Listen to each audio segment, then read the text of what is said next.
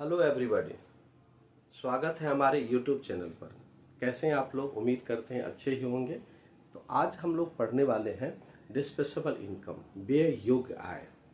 व्यय योग्य आय दो तरह का होता है। एक होता है नेशनल डिस्पेसेबल इनकम, राष्ट्रीय व्यय योग्य आय, और दूसरा होता है पर्सनल डिस्पेसेबल इनकम, व्यक्तिगत या निजी व्यय योग्य आय, जिसको कह सकते हैं कि राष्ट्रीय आय का या पर्सनल इनकम का वह भाग जो व्यक्ति को उपभोग के लिए प्राप्त होता है, यानी कि प्रत्येक दिन के उपभोग के लिए या बचत के लिए या इन्वेस्टमेंट के लिए जो प्राप्त होता है इनकम, उसके प्राइवेट इनकम में या पर्सनल इनकम में, वही उसका व्यय योग्य आय है। दूसरी तरफ एक व्यक्ति का जो प्राइवेट इनकम होता है अर्थात पर्सनल इनकम होता है, उस पर्सनल इनकम में अगर उसके द्वारा चुकाए जाने वाले डायरेक्ट टैक्स, पेनल्टी और फाइन्स को अगर निकाल दिया जाता है तो पर्सनल डिस्पेसेबल इनकम होता है। इस दोनों कॉन्सेप्ट को मैं बहुत ही आसानी से और आसान शब्दों में आपके समक्ष प्रस्तुत कर रहा हूं। इस व्हाइट बोर्ड पर मैंने आपको कुछ बातों को समझाने का प्रयास कर रहा हूं, आप समझने का कोशिश करेंगे। पहले मैंने लिखा है कि concept of national income. National income का जो कॉन्सेप्ट है उसमें डिस्पेसेबल इनकम एक बहुत महत्वपूर्ण भाग है। वह आय जो आप व्यय करने के लिए खर्च करते हैं, लेकिन पर्सनल इनकम का 100% भाग हम व्यय नहीं कर पाते हैं, इसीलिए दो भागों में बांट देते हैं।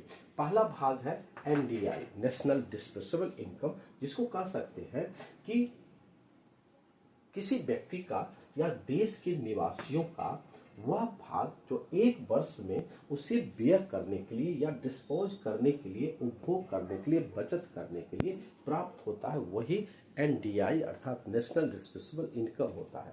इसको एक परिभाषा में बहुत ही आसान शब्दों में बता सकते हैं, जैसे कि एनडीआई नेशनल डिस्पेसेबल इनकम है net indirect tax plus net domestic product at factor cost plus net export at FC, यानी कि factor cost plus net current transferable.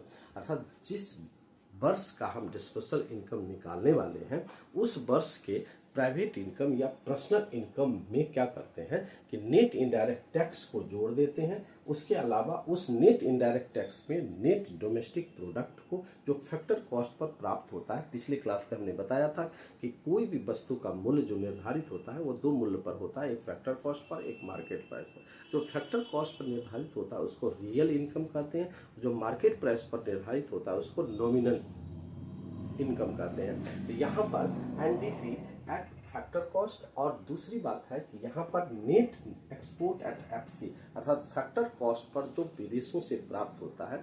और विदेशों से शुद्ध इनकम क्या है, तो एक्सपोर्ट और इंपोर्ट का जो रिटर्न होता है, एक्सपोर्ट जब करते हैं तो हमें रिसिप्ट होता है और इंपोर्ट जब करते हैं तो हमें पेमेंट करना पड़ता है। इस दोनों के अंतर को एक्सपोर्ट, नेट एक्सपोर्ट कहते हैं। और नेट एक्सपोर्ट अगर फैक्टर कॉस्ट पर, वही रियल नेट एक्सपोर्ट अगर हम नेट इनडायरेक्ट टैक्स में इंक्लूड करते हैं, साथ ही साथ विदेशों से ट्रांसफरेबल पेमेंट अर्थात वह पेमेंट जिसके बदले में हमें कुछ भी नहीं देना पड़े। तो गवर्नमेंट जब वैसे पेमेंट के बदले में कुछ भी नहीं देता है तो उसी को ट्रांसफरेबल या एक तरफा पेमेंट, एक तरफा भुगतान कहते हैं।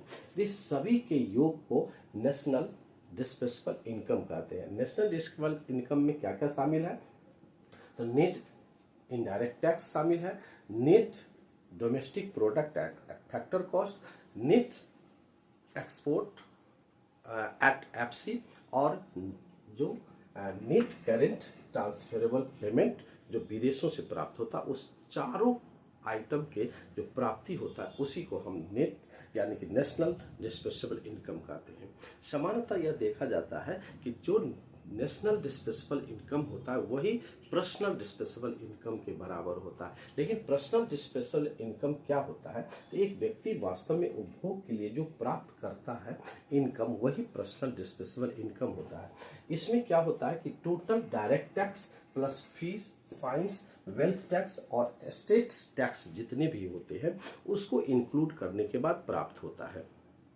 इस तरह से हम कह सकते हैं कि पर्सनल इनकम में उस वर्ष के डायरेक्ट टैक्स अर्थात इनकम टैक्स, कॉर्पोरेट टैक्स, मतलब कॉर्पोरेट टैक्स, उसके बाद वेल्थ टैक्स या फाइन या पेनल्टी, जितना भी योगदान होता है उस सब को अगर हम माइनस कर देते हैं तो जो शेष राशि बचती है वही पर्सनल डिस्पेंसेबल इनकम होता है। तो पर्सनल डिस्पेंसेबल इनकम निकालने के लिए हमें पर्सनल इनकम का निकालना बहुत जरूरी होता है। और पर्सनल इनकम हमने कल आपको पिछले क्लास में बताया था। तो पर्सनल इनकम में डायरेक्ट टैक्स आप जितना पे करते हैं, जैसे इनकम टैक्स पे किया, आप कॉर्पोरेट टैक्स पे किया, उसके बाद पेनल्टी पे किया, या आपने कुछ फी पे किया, तो इन सारे पे को अगर हम पर्सनल इनकम में से निकाल देते हैं तो वही हमारा क्या बनता है, पर्सनल डिस्पेंसेबल इनकम बनता है। तो इस तरह से हमने दोनों डिस्पेंसेबल इनकम के फॉर्मूला को आपके समझ प्रस्तुत किया, और आप मुझे लगता है कि ये दोनों फॉर्मूला आपको समझ में आ गया होगा।